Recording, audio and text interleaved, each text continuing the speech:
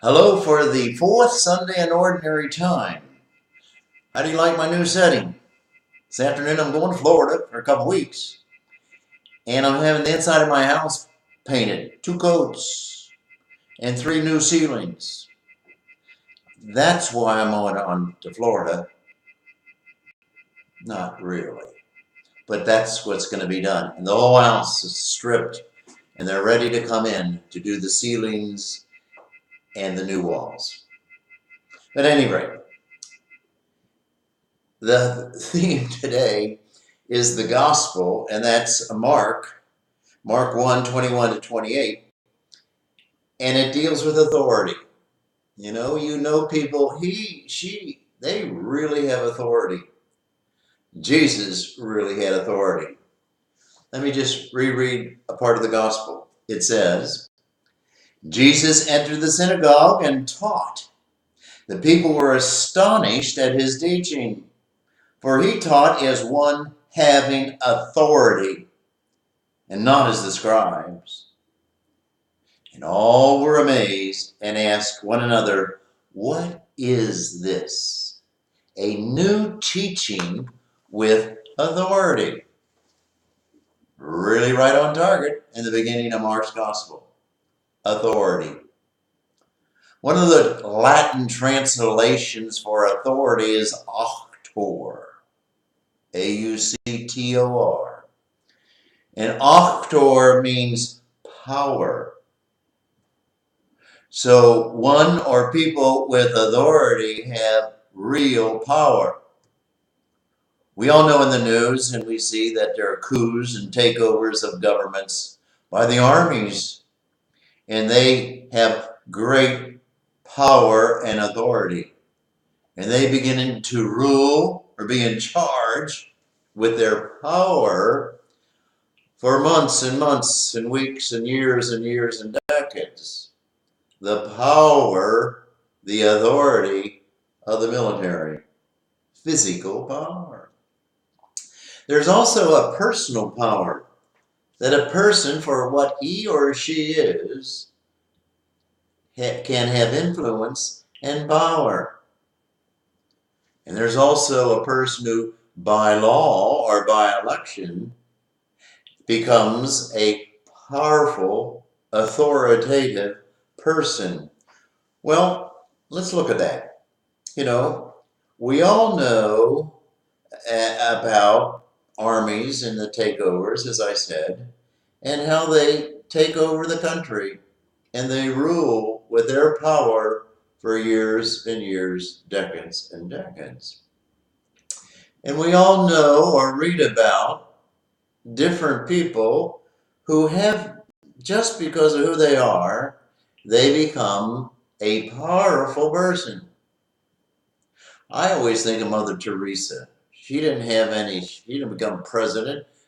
She did what she did in India, and she was what she was, and she became a powerful person de facto of who she really was, and she influenced so many people in the world. A Nobel Peace Prize winner, a simple nun in Calcutta, ministering to the poor and the dying. And she became a powerful person. And then we're very familiar with our elected president, our elected pope, and they get much, much power. In fact, people say that the president is the most powerful person in the world, and he might be. And they say the Pope is the most powerful person in the world, and he might be.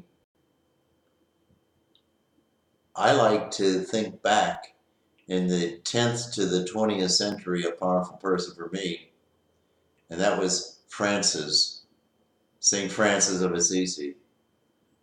Who he was, what he did, what he said, how he prayed, how he dealt with people, and how he influenced people and still does today.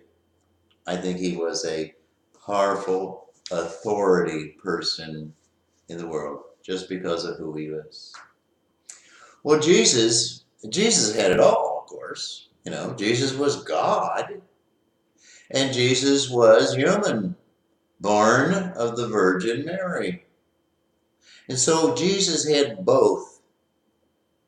Jesus somehow radiated something very special, and that's the introduction, that he went into the synagogue.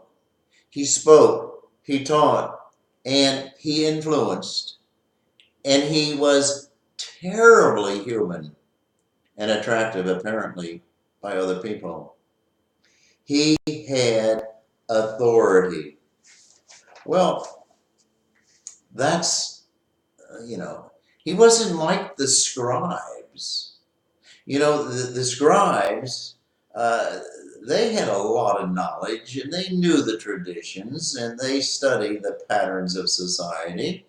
And the scribes became powerful people because they could read and write, and they could make contracts. They could do documents for the government. They were no fools. They were intelligent people. The scribes, and Jesus also deals, and the people at the time of Jesus, as the scribes and the Pharisees. Well, the Pharisees also had a lot of power, didn't they? Because they were the religious teachers and the interpreters. Jesus didn't go through a rabbinical school. Somehow he learned the scriptures and he meditated the scriptures and he meditated people and he meditated government and he meditated religion and he meditated in prayer so often. Jesus had it all, but the humanity and the humility and the insights that this man had, I think, is unbelievable.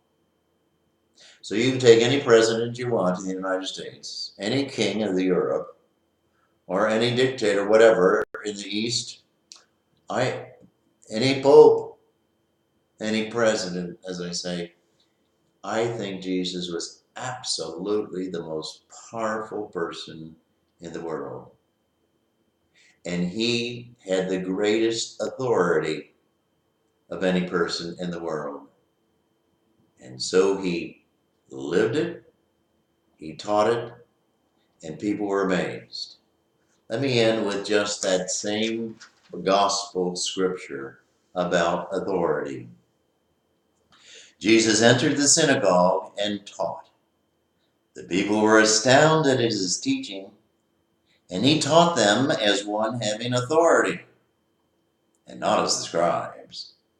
All were amazed and asked one another, "What is this? A new teaching with authority."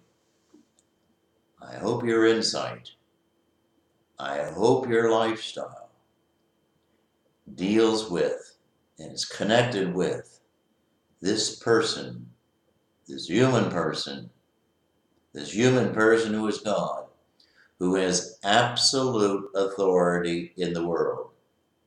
And he wants you, and he loves you, and he wants you to pray him, try to be like him, and be perfect, like his Heavenly Father's perfect. Oh, we know we'll never get close, but if you try, you'll get better. You'll become happier. And even you will be more powerful with other people in this world. Have a good day. I hope to be on next weekend in Bonita Springs, Florida, or Fort Myers, but we'll see how things turn out. We live one day at a time. Have a good day.